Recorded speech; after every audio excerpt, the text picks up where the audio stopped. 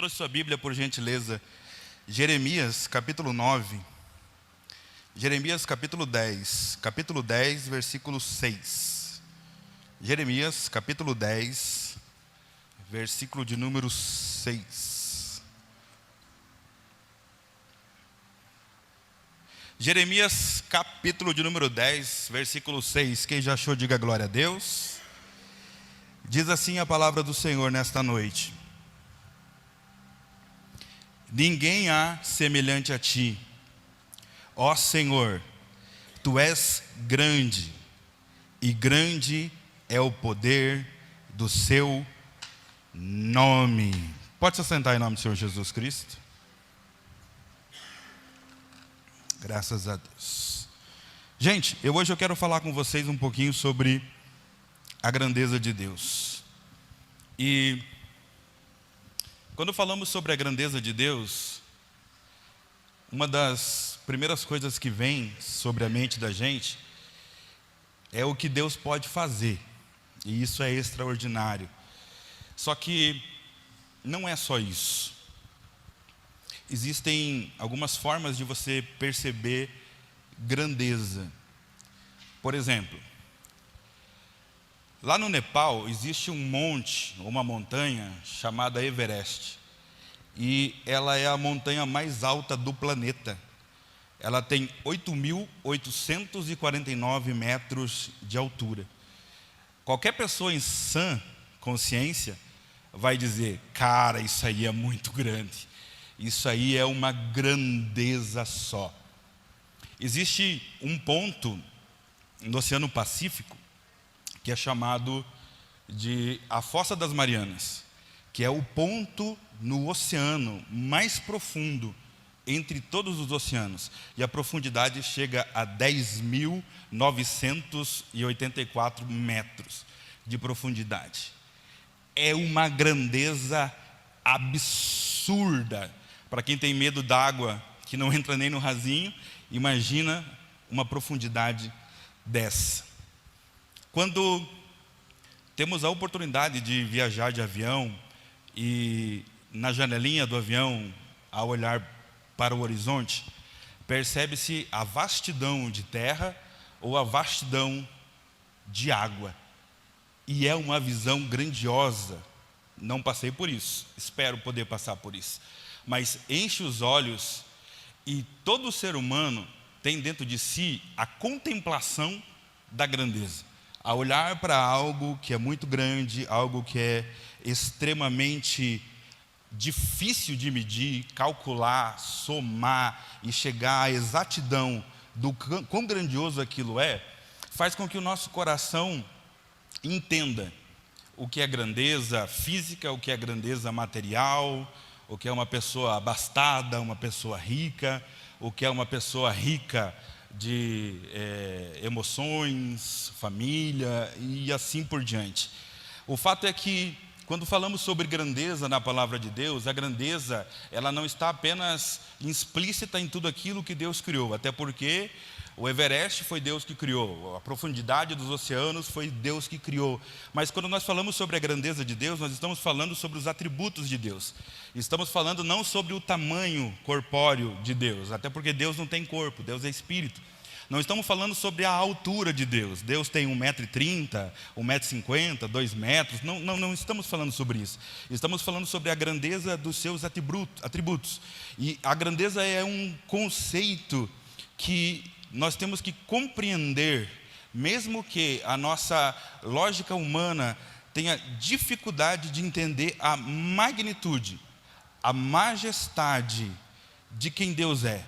Nós temos dificuldade de compreender e assimilar com exatidão o quão magnífico, o quão grande, o quão poderoso é o Senhor nosso Deus. O que é magnitude? Magnitude se refere a grandeza, magnitude se refere a tamanho, se refere à extensão, à amplitude e à vastidão.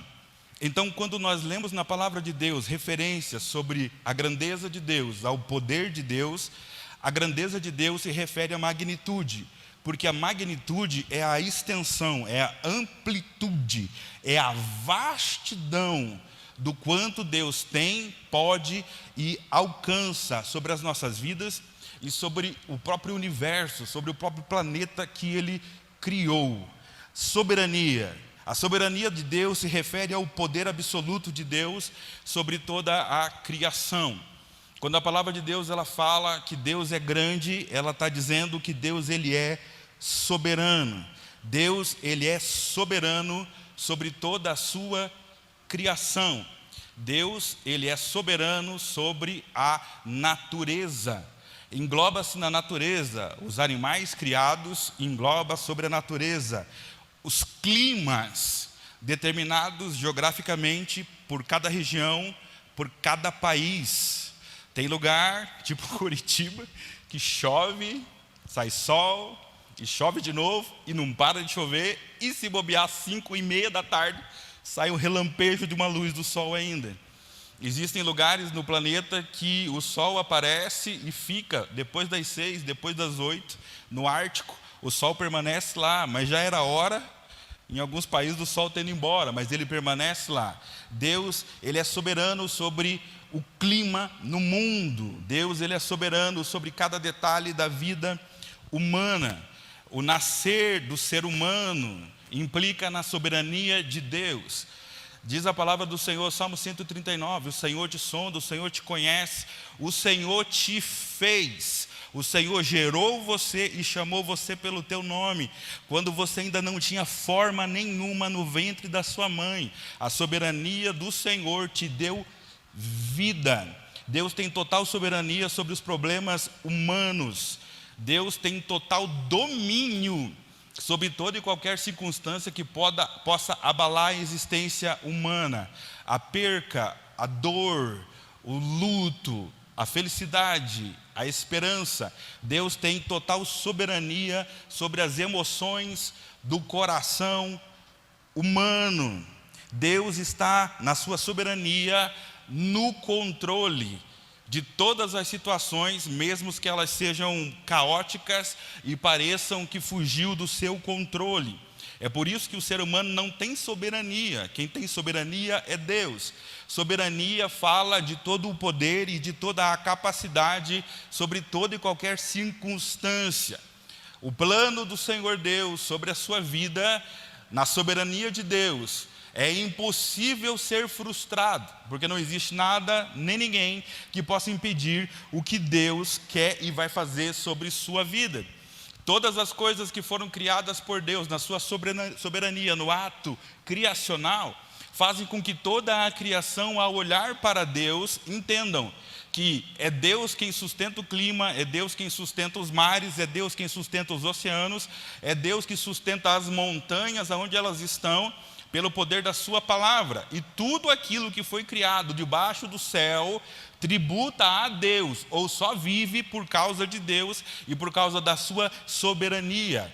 Tanto o viver como o morrer pertence a Deus, porque Deus é soberano sobre a vida e Ele é soberano sobre a morte. Salmo 150, no verso 6, diz: tudo que tem fôlego, tudo que respira na face da terra, nos mares ou nos ares, só vive para o louvor da glória de Deus. Diga aleluia.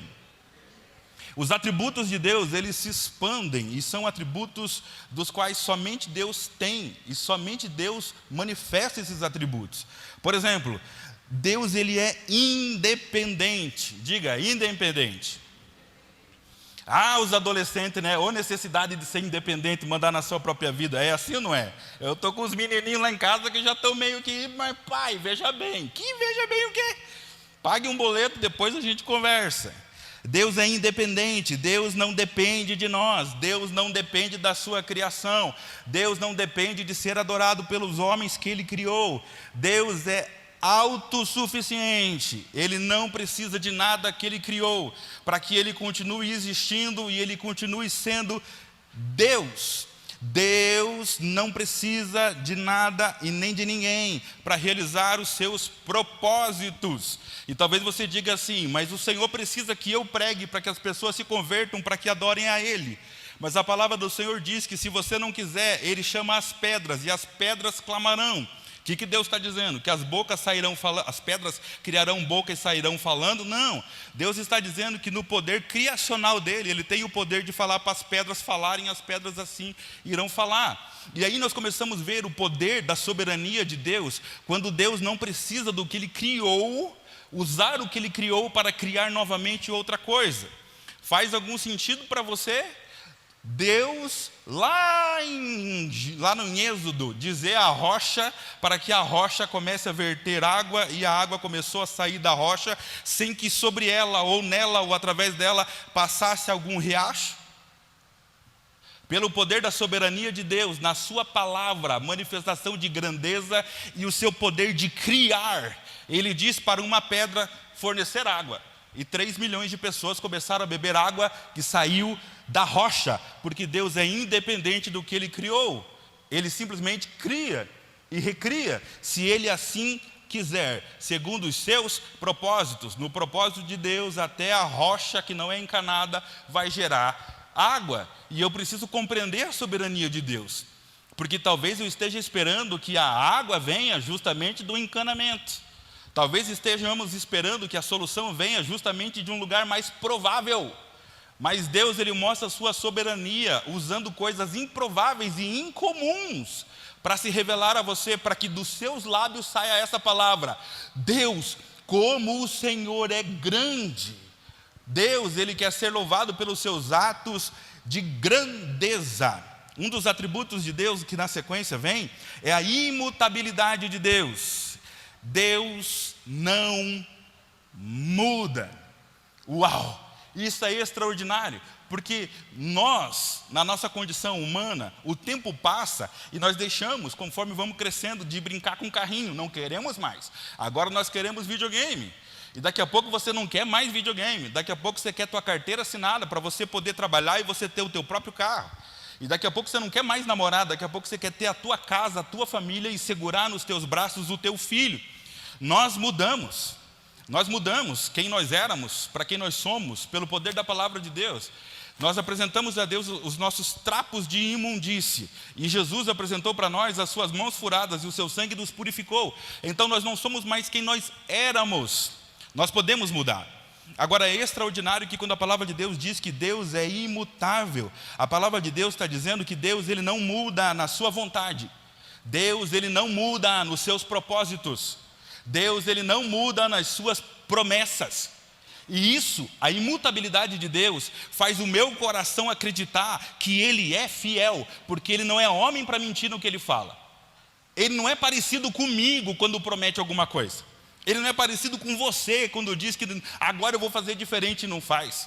Quando nós entendemos a imutabilidade de Deus, o quanto Deus, Ele é fiel a quem Ele é, nós começamos a entender que não tem como enganar a Deus, não tem como trapacear com Deus, porque Ele sabe, Ele conhece. Ele não muda, Ele é justo desde o princípio. Deus não aprendeu a ser um justo juiz com os juízes homens e humanos julgando. Deus estabeleceu os seus princípios antes do fundamento, antes da fundação da terra. E Deus, Ele não muda. Hebreus 11 diz isso, que Deus, Ele é o mesmo ontem, hoje e eternamente. Está dizendo que o tempo não passa para Deus. Está dizendo que as leis dos homens mudam e variam e são condicionadas a quem está presidindo a audiência para a votação da lei que vai ser julgada. Só que Deus está dizendo que os seus mandamentos, os seus preceitos, a sua vontade é estabelecida desde o começo da eternidade. E ela é cumprida desde o começo da humanidade. Querendo você seguir ou querendo você não seguir, Deus não muda na sua vontade. Salmo 102, versículo 27 diz assim: Tu, porém, é sempre o mesmo, e os seus anos jamais terão fim. O que Deus está dizendo para nós é que o que Ele fala permanece até o fim, porque Ele não muda. E isso tem que soar para nós como uma coisa extraordinária, grandiosa, porque tudo que Deus fala com relação a você, sua casa, sua família, seu trabalho, seu bem-estar, sua alma, seus sonhos, Ele é fiel para cumprir, e Ele não vai mudar com você no meio do caminho. Deus é aquele que anda com você nas tuas lutas para defender você, e no meio das tuas lutas, mesmo que você pare de lutar, Deus, Ele não volta para trás junto com você, Ele continua porque Ele não muda no que Ele fala. Diga glória a Deus. Deus, Ele é eterno. Deus, Ele é eterno. Deus, Ele é atemporal. Deus não tem começo. Deus não tem fim. Ele é o alfa. Alfa é o início. Ele é o ômega. Ômega é o fim. Tanto o fim como o começo estão nele, porque Ele é atemporal a essas coisas. Ele está acima dessas coisas. O que é eterno só existe porque Deus existe e é eterno.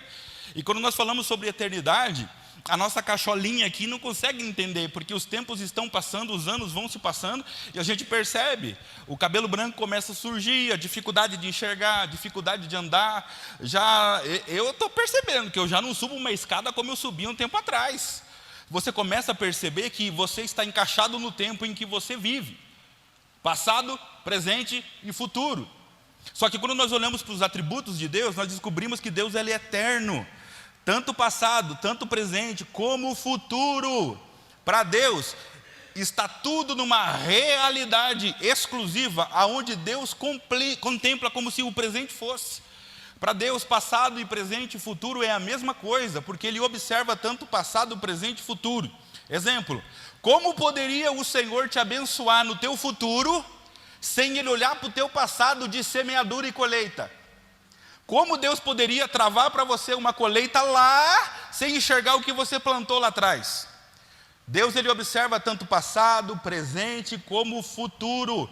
Provérbios capítulo 15, versículo 3 vai nos dizer: os olhos do Senhor então estão em todos os lugares, contemplando os maus e os bons. Quando falamos sobre os olhos do Senhor, sobre a presença do Senhor contemplando todo mundo, tem gente que não consegue entender, acha que Deus faz tipo um Big Brother, que fica vigiando a gente com o zoião assim, cuidando para a gente não fazer nada de errado. Não. Salmo 139, o Senhor nosso Deus nos sonda e nos conhece. E por que Ele faz isso? Porque nos conhece. Ele olha para dentro de nós com um olhar clínico, sonda. Ele faz uma sondagem nas profundezas do nosso coração, porque Ele acha alguma coisa lá dentro. É como procurar petróleo. Você olha, não tem nada, você cava, não acha nada. Mas se você fizer uma sondagem que desce nas profundezas da terra, lá embaixo você vai achar alguma coisa de valor. Então o preço daquela terra que a óleo nu não valia nada, se tiver petróleo, vale muito. Deus sonda o nosso coração, tanto no passado quanto no presente, para analisar, para condicionar mudança, para apontar para nós rota. Deus sabe de onde você veio, Deus sabe como você veio, e Deus sabe para onde você vai, e Ele destina todo o seu braço, ou os seus olhares de atenção sobre cada um de nós, e a gente às vezes não se impacta por isso. Mas, por exemplo, quando Zaqueu sobe naquela árvore para ver Jesus, ele fica totalmente chocado e ele contempla a grandeza de Deus. Quando ele tentando ver Jesus, Jesus olha para ele e diz: Zaqueu, eu vou dormir na sua casa. O que choca ele não é Jesus falar com ele, o que choca ele é Jesus chamar ele pelo nome, porque Deus nos sonda e nos conhece. Ele conhece não o teu nome. Esquece esse negócio de revelação de CPF, irmão. Para com isso. Deus, Ele conhece o sentimento que o teu coração e a tua alma carrega. Por quê? Porque Ele é eterno. Ele conhece, contempla. Quantas pessoas você acha que Deus já viu? Quantas pessoas você acha que Deus já viu nascer e morrer sobre a face da terra? E Deus contempla todos. O texto diz que Deus contempla tanto bons como os maus. E para que Ele faz isso? Como Ele é eterno, Ele já está visualizando um futuro. Porque o teu passado Ele já sabe como é. O teu presente está sendo adornado por Ele, trabalhado por Ele, para Ele apontar para um futuro. E que futuro é esse? Para nós que somos e vivemos debaixo da ação do tempo, possamos ser lavados e remidos pelo sangue do Cordeiro, para que tenhamos o nosso corpo transformado num corpo de glória, para que possamos passar a eternidade com Ele. É por isso que Deus, Ele revela os seus atributos. Eu sou eterno. Vou vos preparar morada para que aonde eu esteja, vós também estejais junto comigo, mas eu sou eterno. O tempo não me faz envelhecer, vivo para sempre, sou a vida. E eu quero que vocês estejam junto comigo. E para isso é necessário a gente entender isso. Quem nasceu e viveu até os 33 anos foi Jesus como homem. Mas Jesus como Deus, Ele participou de toda a criação. Pai, façamos o homem à nossa imagem e semelhança. Há uma conversa ali. Jesus, Ele é eterno, sempre existiu. E tudo que existe, passou a existir pelo poder da sua palavra. Deus é Espírito, e isso é extraordinário, porque nós tentamos muitas vezes compreender a Deus como se Deus homem fosse, só que Ele não é de carne e osso, é um dos atributos de Deus. Deus, Ele é Espírito. Deus não está contido em um corpo físico, Deus não habita em uma estrutura física. O que eu quero dizer com isso? Eu quero dizer com isso que Deus, Ele tem total liberdade sobre a criação que Ele fez para andar sobre ela, para passear sobre ela, para estar sobre ela, para participar do dia a dia de tudo que Ele criou. Quando a palavra de Deus chama Jesus de Deus Emanuel, Deus presente, Deus conosco. A Bíblia está dizendo que Deus na sua eternidade tem todo o tempo do mundo para caminhar com você por essa terra que Ele criou, se você assim quiser, se você assim chamar. Mas entenda, Deus, Ele é Espírito, e Ele não está preso aqui, nessas paredes. Deus, Ele não está preso em você, de tal maneira que você possa sufocá-lo ou extingui-lo de dentro do seu coração. Deus é livre. Deus, Ele usa formas de se expressar a nós para que nós possamos contemplá-lo, ou seja, enxergá-lo, mesmo estando ainda num corpo de carne e osso, pecaminoso. É necessário que a gente tenha uma visão, nem que seja assim como que fosse por um espelho, sem conseguir distinguir direito a sua beleza e a sua formosura. Mas quando a palavra de Deus fala que Deus, Ele tem olhos e com os seus olhos Ele contempla bons e maus. Quando Jeremias fala que os ouvidos do Senhor não estão tapados para que Ele não possa ouvir, o que faz separação entre Deus e nós são os nossos pecados, nós começamos a criar uma espécie de rosto. Porque se tem olhos e se tem boca e fala conosco, e tem ouvidos e escuta, então é Deus. Então a gente começa a criar uma face, como se Deus tivesse uma face. A nossa percepção humana faz isso para que por associação a gente identifique quem é. Mas se a gente pegar os exemplos que a Bíblia nos dá sobre o Espírito Santo, você vai ver o Espírito Santo se manifestando como fogo, você vai ver o Espírito Santo se manifestando como água, você vai ver o Espírito Santo se manifestando como um trovão, você vai ver o Espírito Santo se manifestando como uma pomba.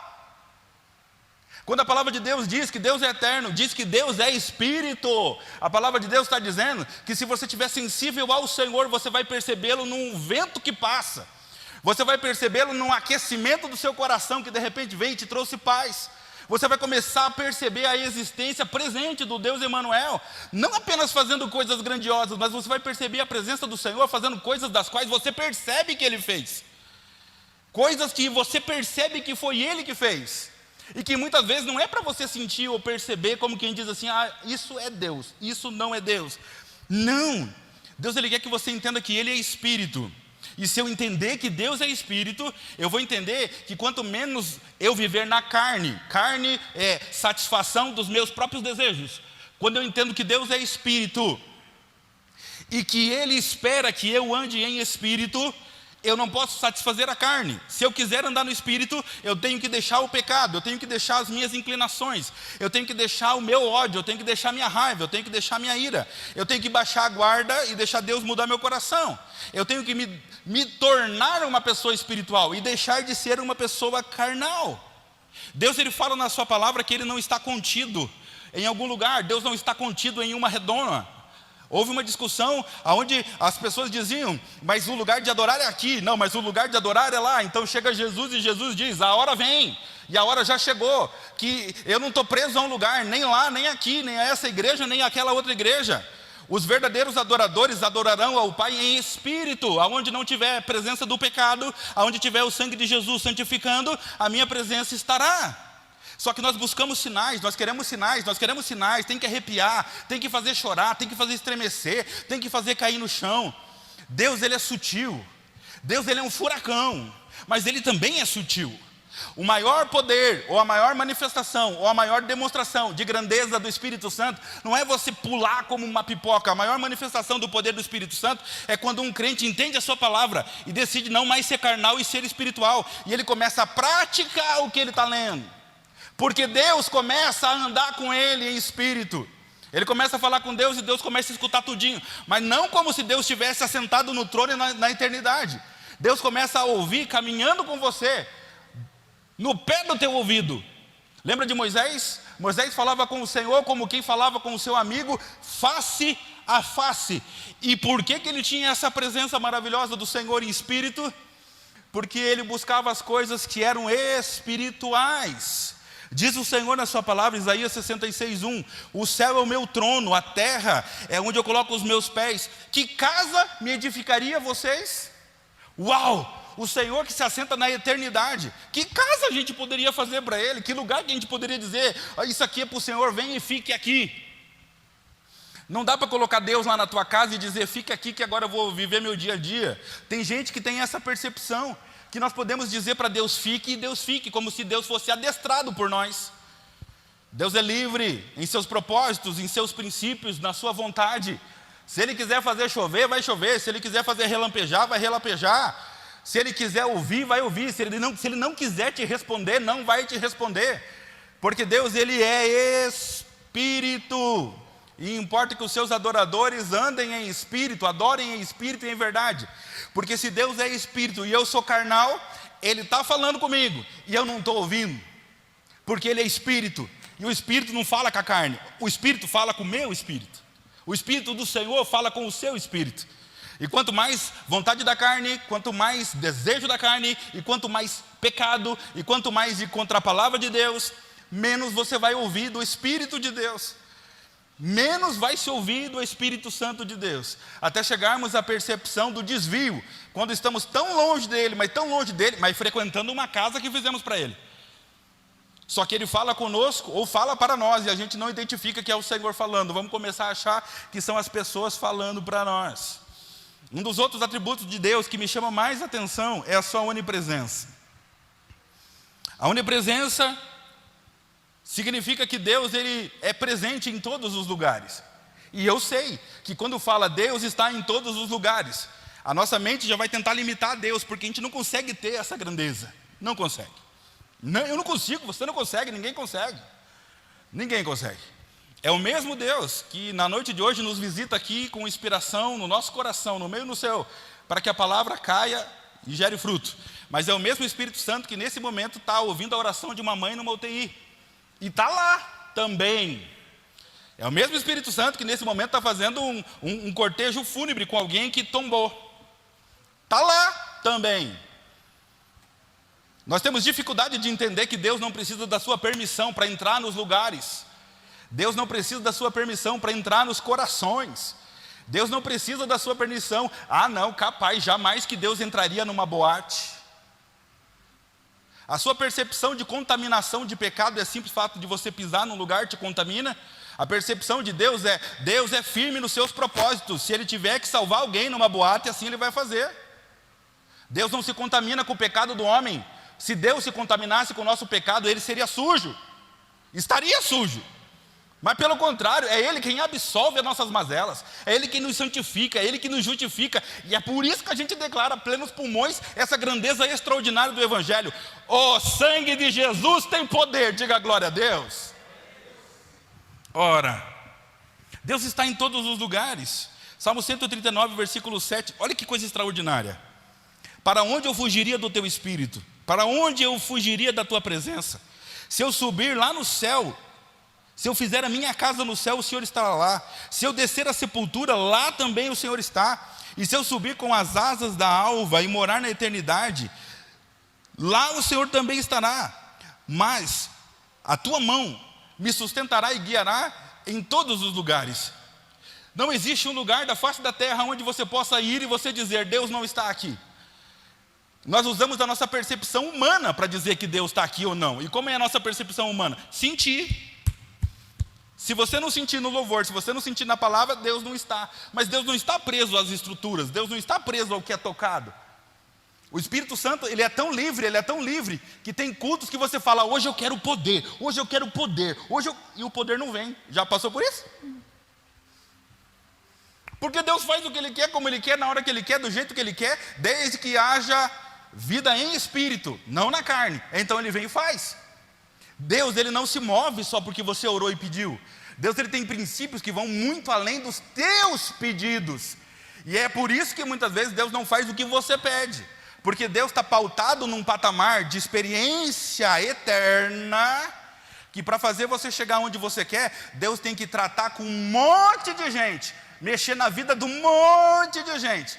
E é por isso que mesmo você andando em espírito, às vezes demora um pouquinho para você. Porque a porta aberta que você precisa no emprego, Deus vai ter que trabalhar no coração de um patrão. Deus vai ter que muitas vezes criar uma necessidade para a empresa, para que a empresa saia contratando. E a gente aqui achando, Deus não está me ouvindo. Sim, estou ouvindo, estou vendo, estou sentindo vocês, estou percebendo muito mais do que vocês. Descanse o seu coração na onipresença de Deus. Aquela mãe que fica esperando o filho voltar e o filho não volta, o Senhor está cuidando. Mas e se der um BO lá, o Senhor está cuidando, os olhos do Senhor estão sobre toda a terra. Quando o texto que eu li diz para nós, mas se eu subir até o céu, ou seja, se eu for contigo, estarei contigo lá em cima. Mas e se eu descer e fizer a minha cama na sepultura, ou seja, se eu morrer, até lá na morte o Senhor também está. Porque Deus, Ele tem solução até para a morte, gente. Agora, quando você começa a perceber, e não é apenas perceber, quando você acredita que Deus, Ele é na sua vida, menos fraco, menos frouxo, menos temeroso você fica. Porque já não é mais você caminhando nessas ruas, é você e Deus. E aí você usa não as tuas características. Ah, eu sou meio introvertido, eu não sei falar em público, eu não tenho as habilidades. Não! A tua fé faz você caminhar a passos largos nos atributos de Deus. Meu Deus é poderoso, está em todo lugar, faz qualquer coisa. Meu Deus é onisciente, conhece tudo, sabe tudo. Meu Deus é eterno, não morre, vive para todo sempre, vou viver junto com Ele. Você começa a caminhar não pelo que você acha sobre você. Você começa a caminhar pelo que a fé que Ele te deu fez você entender como Ele é. E aí nós começamos a fechar o quadro perfeitinho sobre quem é o Deus que a gente serve. Nós achamos que Deus só cura quando tem alguém doente. Só que pode ter alguém doente aqui, mas em algum lugar tem alguém doente. E mesmo que não houvesse nenhum doente na face da terra, mesmo assim Deus seria um Deus que cura. Porque faz parte de quem Ele é. Deus não muda com o tempo ou conforme a necessidade. Se você precisa de mais dinheiro, Deus não é o Deus da provisão, porque você precisa de dinheiro. Deus sempre foi o Deus da provisão, sempre será o Deus da provisão, porque o que muda somos nós. Um dia tem dinheiro, outro dia não tem. Um dia tem mais fé, um dia tem menos fé. E Ele é suficiente e está acima do que Ele criou, eu e você. E Ele é totalmente capaz de suprir as nossas demandas, as nossas necessidades, e não apenas financeiras ou físicas. Ele é poderoso para suprir o insondável. Faça um exame de coração lá. O exame do coração vai dizer, está meio acelerado, está com arritmia, disritmia, está batendo rápido demais, está batendo menos do que devia, e não vai passar disso aí. Agora Deus, quando Ele sonda o nosso coração, Ele conhece a dor da tua alma, que não existe nenhum aparelho na face da terra que possa sondar o que você sente. Aquela angústia que chega de repente, você não sabe o motivo. Os olhos do Senhor estão contemplando, e você não sabe o que está acontecendo. Se Deus pudesse mostrar para a gente que está tendo uma batalha espiritual, coisa que a gente muitas vezes carnal não enxerga o que está acontecendo, aí a gente só acha que o dia está ruim hoje, está tudo ruim. Não, irmão, tem coisas acontecendo que são de um patamar diferente, de uma alçada diferente, que muitas vezes a gente fica preocupado em sanar o que está acontecendo, do que tentar confiar no poder de Deus. Porque tem um monte de pedra de tropeço para você tropeçar e você não está vendo. E muitas vezes a gente fica só com essa limitação de que o dia está ruim, o dia está ruim, o dia está ruim. Irmão do céu, se localiza. Você está inserido num campo de batalha. E toda a munição ou toda a cobertura que você tem para lutar contra um inimigo que conhece todas as tuas fraquezas e pecados, o que você tem que se revestir é da autoridade de Deus, da soberania de Deus, e partir para cima do inimigo como quem tem realmente o desejo de vencer. Deus, Ele é onipotente, diga glória a Deus. Deus, Ele é todo poderoso, e Ele é totalmente capaz de fazer, de executar tudo aquilo que Ele deseja. Para Deus não existe nada impossível, para Deus não existe nada difícil, para Deus não existe nada cansativo. Diziam os profetas, Deus Ele não se cansa, Deus Ele não se fadiga. Mas vocês que são jovens, e mesmo os jovens se cansarão, e vocês vão ter que correr muito, mas se o Espírito Santo estiver sobre vocês, vocês correrão e não se cansarão, e não se fadigarão, e correrão como se asas tivessem. Deus não se cansa, irmão. Ô meu irmão, quinta-feira, e o que tem de irmão aqui, irmã aqui, que se pudesse hoje não tinha nem vindo do culto. Por quê? É uma canseira que dá, é uma leseira que dá, é uma vontade de deitar, e quando acordar, deitar mais um pouquinho para ver se descansa. Irmão, nós somos afligidos pela canseira física, e nós somos afligidos pelos ataques espirituais. Quer ver um exemplo? Alguém aqui costuma orar em casa? Levanta a mão e diga eu. Pode falar, eu. Está lutando na tua casa. Contra o que você está lutando? O que tem lá? O que você quer mudar? É contra isso que você está lutando. E você acha que o teu inimigo recua facilmente? Você acha que o teu inimigo, tá bom, ela está pedindo, eu vou sair. Disse o apóstolo Paulo, no demais, irmãos meus, vos revestivos de toda a armadura de Deus, para que possam suportar. Suportar é resistir, porque o inimigo vai fazer força contrária quando você estiver orando. Revestivos de toda a armadura de Deus, para que possais suportar as astutas ciladas. Ele vai criar trama, cilada, aquela trama de novela, assim, para enredar você, para enganar você, para você dizer, meu Deus, como que isso aconteceu? Como é que eu caí numa coisa dessa? E quem não estiver andando em espírito não vai escutar os conselhos de Deus, dizendo não faça, não vá, não se envolva, não aceite o convite, não esteja neste lugar. Porque Deus ele tem tanta liberdade para falar com a gente. Só que a liberdade que Deus tem para falar com a gente é mediante a liberdade que você dá. Se você decidir não ouvir Deus falar com você, que não é para você andar com aquele tipo de gente, vai chegar um momento em que Deus não vai mais falar para você que não é para andar com eles ou com elas. Se você não der ouvido a Deus, Deus vai parar de falar. E Deus vai começar a situar você. Porque tem pessoas que querem ter esse nível de direcionamento de Deus. Eu quero que Deus fale comigo onde quer para eu ir. Eu quero que Deus fale comigo no ônibus. Eu quero que Deus fale comigo no banheiro. Eu quero que Deus fale comigo quando estiver em casa. Eu quero que Deus fale comigo. Qual que é o teu nível? Deus é poderoso para fazer. Qual que é o teu nível? Qual que é o teu nível de experiência que você quer ter com o poder de Deus? O que o teu coração pede para Deus? Senhor, eu quero ser tocado. Senhor, eu quero ser cheio. Senhor, eu quero ser uma nova criatura. Senhor, qual que é o nível? Nível não é o que você deseja. Nível é o quanto você busca por isso. Porque o inimigo vai fazer oposição a isso. E vai cirandar para que isso não aconteça. E Deus, no seu poder, Ele blinda você. Ele cobre você com um escudo. Com o escudo da fé. Ele coloca nas tuas mãos a espada do Espírito. O que é a espada do Espírito? Está aqui, irmão. Na carne, você pode citar esse livro aqui para o diabo vai dizer, eu conheço esse livro antes que você.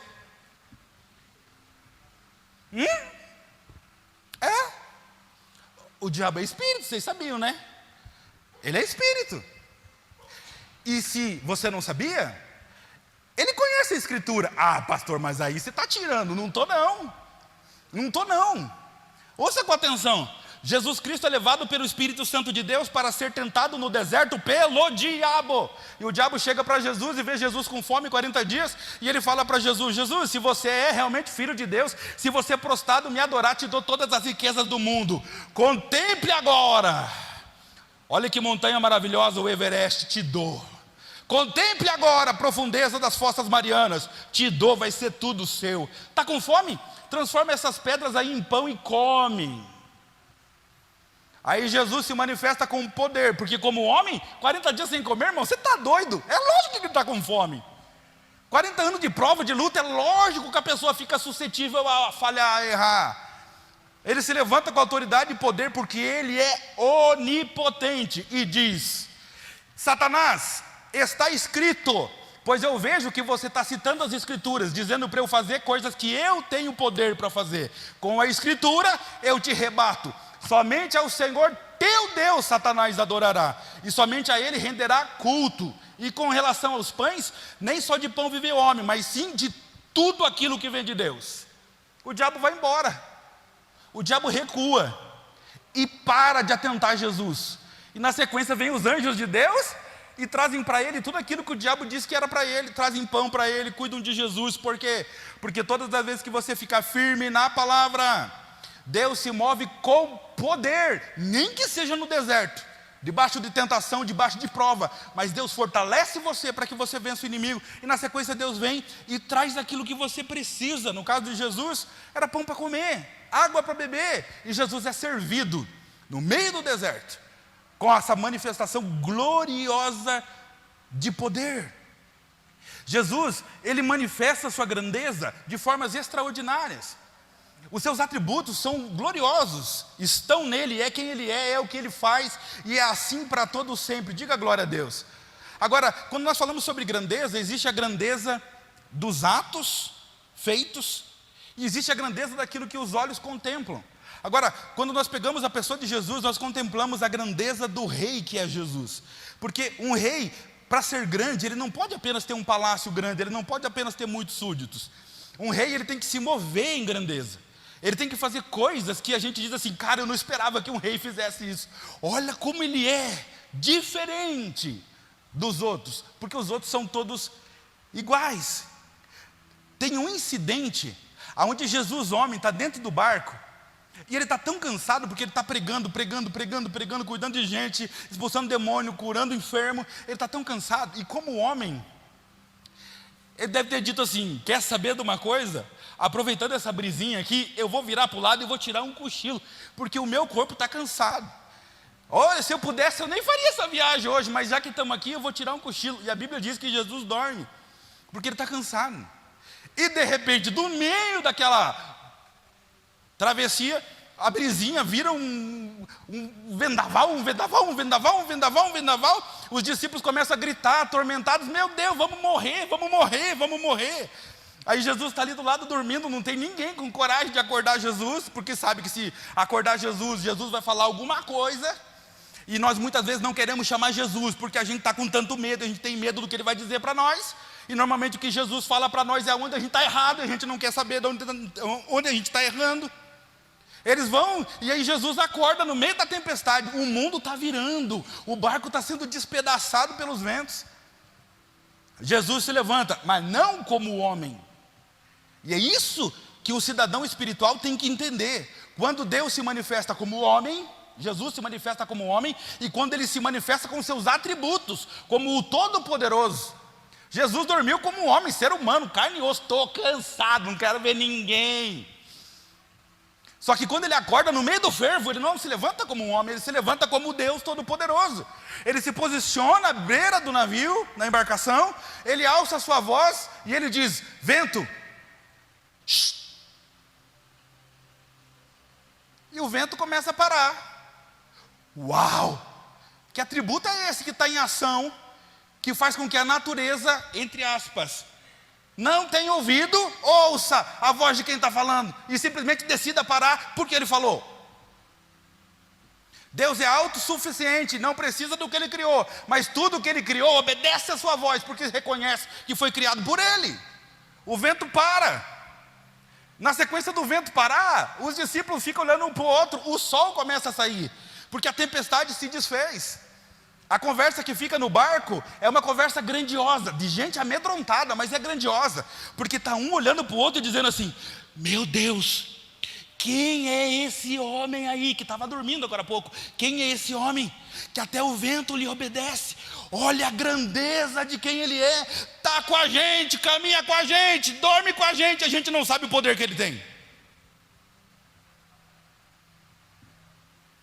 Não é assim a sensação que muitas vezes a gente tem? Passa a madrugada inteira se descabelando, chorando e falando do problema, mas se o Senhor fizesse, o Senhor ia ser tão lindo, ia contar testemunho, e a gente se esquece de louvar e engrandecer o seu poder, porque Deus tem poder para fazer, e Deus tem poder para acontecer. Só que a gente fala tanto do nosso problema, como se a grandeza estivesse no nosso problema, mas a grandeza está em Deus. Fale dos atributos de Deus, fale para Ele que você acredita no poder dEle, fale para Ele que você acredita no que Ele pode fazer. Então a tua fé gera em você esperança, Esperança é esperar com alegria aquilo que Deus está fazendo. Se a sua fé diz que é possível viver o que você tem falado em oração, o que você acha que você vai viver? Exatamente o que você tem pedido para Ele, porque Ele é fiel. Agora, coloque diante dEle, se sujeite ao poder que Deus tem, e Deus vai agir poderosamente na sua vida. Deus é poderoso. Jesus, homem, Ele chega no velório. Quem morreu? Lázaro, o amigo dele. Ele chega ainda uns dias depois, e Jesus chega e ele vê a multidão, e a multidão está chorando, porque Lázaro era gente boa. Sabe aquele gente boa quando falece? Que até quem não gostava muito está chorando? Lázaro era gente boa, está todo mundo chorando. As irmãs de Lázaro estão chorando. Jesus se comove porque o texto diz que era amigo de Jesus. Jesus começa a chorar. Vai nessa que homem não chora. Tem uns, né? Deixa para lá.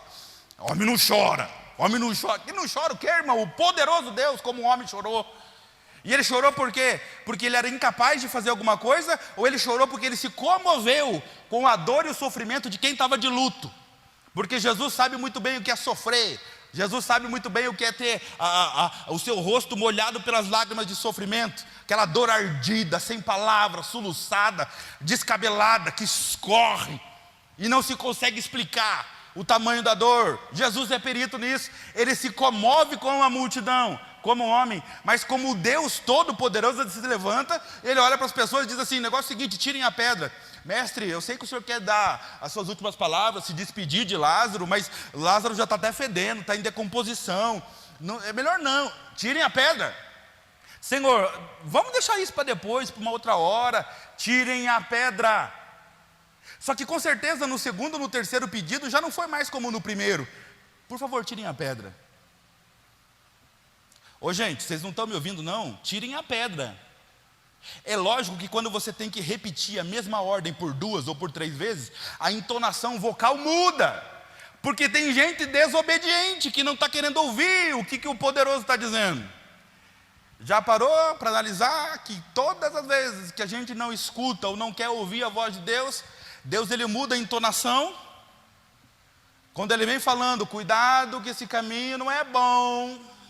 Cuidado que esse caminho não é bom. E quando você começa a andar nesse caminho, o tom muda. Ele já começa a dizer, você vai se perder. Porque, alerta, já acendeu o vermelho, já está na hora de voltar. E você passou muito do teu limite. Agora, se eu não te puxar, você se perde. E assim aconteceu com Lázaro. Tirem a pedra, porque as pessoas estavam olhando para aquilo que era impossível de ser feito. Mas porventura haveria alguma coisa demasiadamente impossível para Deus fazer? E Jesus diz, levanta a sua mão e ele diz, Lázaro, saia para fora. Eu sei que é fácil a gente entender isso. É fácil a gente entender que alguém falou para o outro levantar. Agora, a nossa mente consegue entender que Jesus está falando com um morto, que provavelmente pela decomposição talvez nem orelha mais tinha. Quando eu abri meu coração para entender quem Deus é e o que Ele pode fazer, Deus ele não se sustenta na lógica da gente não, irmão. Naquilo que é difícil para nós, Deus não se sustenta não, Deus não cansa com isso não. O difícil para nós se torna possível quando a nossa fé entende que nada é impossível para Deus. Enquanto a gente não entender que o difícil não é difícil para Deus, a gente vai ficar tentando fazer as coisas sozinho. Tem gente que tenta fazer milagre. Vou fazer um milagre aqui. Não vai fazer, porque milagre é da alçada de Deus. Lázaro se levanta e vem para fora, com o corpo todo perfeitinho. Aí a multidão vira para Jesus e diz, quem é esse homem? E olha o que ele faz. Ele fala com os mortos e traz os mortos à vida.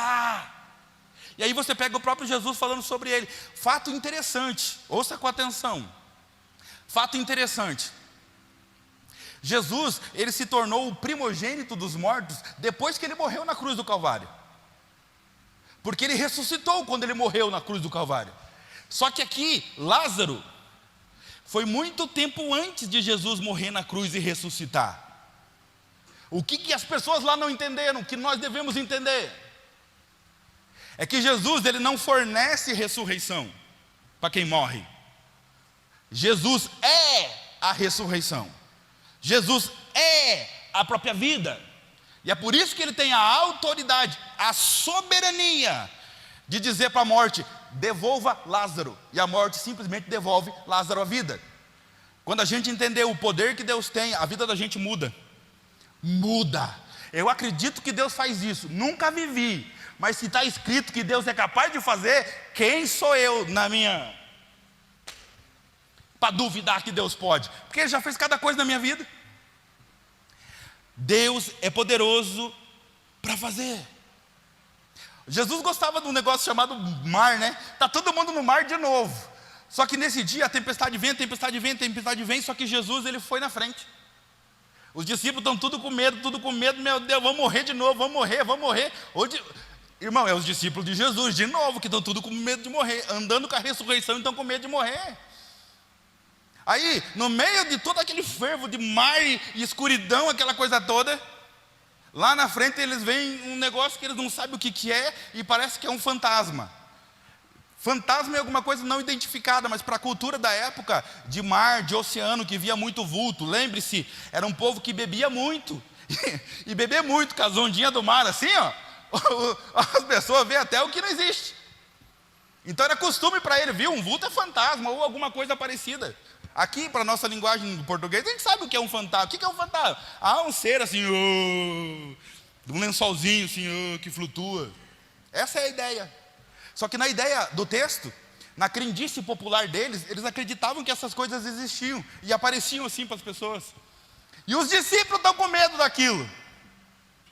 Até que Jesus andando sobre as águas, vem e fala para eles: sou eu, fiquem em paz. Está todo mundo com medo de morrer. Jesus chega e contraria tudo. Fiquem em paz. Mas está todo mundo aqui com coração na boca. Fiquem em paz. Porque quando Ele chega, Ele tem todo o poder sobre a situação. E Jesus ainda diz: eu tenho poder sobre o que eu criei. Eu contrario as leis da física. As leis da física dizem que aquilo que é mais pesado que a densidade da água afunda. Mas eu estou caminhando sobre as águas. Quer alguém de vocês aí dentro do barco vir e experimentar o que eu estou vivendo? Desfrutar de uma manifestação de poder de caminhar sobre as águas? Aí Pedro diz: eu quero. Pedro vai e Pedro vive uma coisa extraordinária, que ele caminha sobre as águas. O que eu quero dizer com isso tudo? É que todas as vezes que Deus manifesta o seu poder na Bíblia e enche os nossos olhos, é Deus dizendo para nós: quer viver alguma coisa parecida? Eu não digo assim caminhar sobre as águas, porque talvez que benefício teria para você caminhar sobre as águas? Mas suportar a dificuldade que vem sobre a sua vida e você caminhar sobre ela, não seria uma coisa interessante de você viver? Ter uma resistência contra a tempestade que vem e você ser blindado apenas pela poderosa mão do Todo-Poderoso? A gente se encontra muitas vezes fraco, muitas vezes cansado, muitas vezes abatido, e não é no corpo físico, é abatido na vida espiritual. A gente está cansado, a gente está desanimado, a gente está vivendo uma vida muitas vezes infrutífera, porque parece que a gente não toca nas coisas que são eternas, a gente não vive as coisas que são do alto, a gente não vive cumprimento de promessa, a gente não sente essa presença manifesta desse jeito. Faz quanto tempo que você não chora? Faz quanto tempo que você não se deixa quebrantar? Faz quanto tempo que você duvida do poder de Deus? Faz quanto tempo que você luta contra Deus? Faz quanto tempo que você é a oposição a Deus? Quando é para vir na igreja você não quer, mas você é crente, vai entender esse negócio. Conflitos internos. O apóstolo Paulo, ele dizia isso: aquilo que eu quero fazer, a minha carne não quer que eu faça, quer buscar Deus. Mas buscar Deus, que é o que eu quero, eu não consigo, porque a minha carne quer fazer outra coisa. E essa briga está dentro de cada um de nós.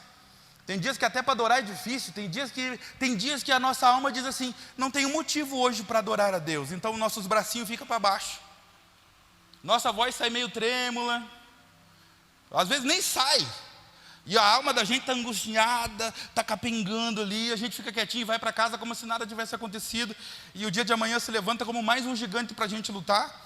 Mas eu vim falar para você nessa noite que o poder de Deus, o Todo-Poderoso, que tem atributos eternos, e não se assemelha a ninguém, a nenhum homem, nada se compara a Ele, nada se compara ao que Ele faz.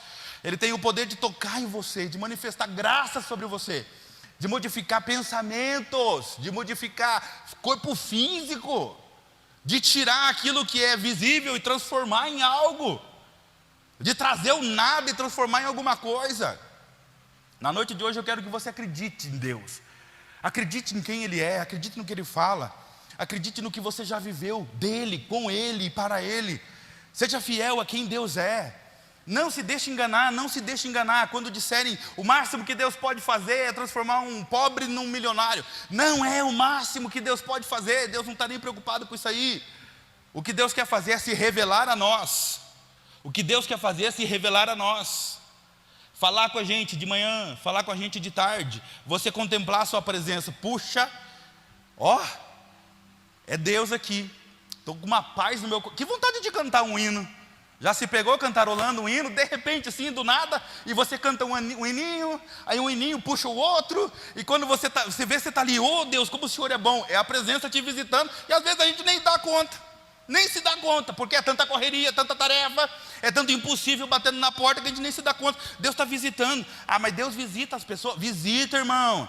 Leia lá o que aconteceu com Samuel. A palavra de Deus diz que o profeta Eli já não quer mais saber de Deus, está meio longe, mas está no altar.